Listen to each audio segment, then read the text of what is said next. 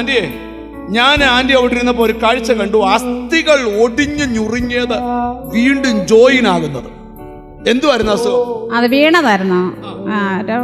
5-6 വർഷമായതാ. അപ്പം അന്ന് ആ സമയത്ത് ഓപ്പറേഷനൊന്നും ചെയ്യാൻ പറ്റാത്ത ചതവുണ്ടായ അതൊന്നും ചെയ്യാൻ പറ്റത്തില്ല ഡോക്ടർമാർ പറഞ്ഞ്.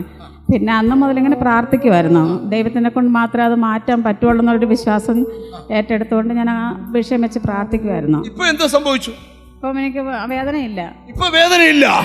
6 വർഷമായിട്ടുള്ള വേദന ഇപ്പോൾ ഇല്ല. ആരും ഒന്നും ചെയ്തില്ല. യേശു എഴുന്നേൽപ്പിച്ച് നിർത്തിയ ധൈര്യമായിട്ട്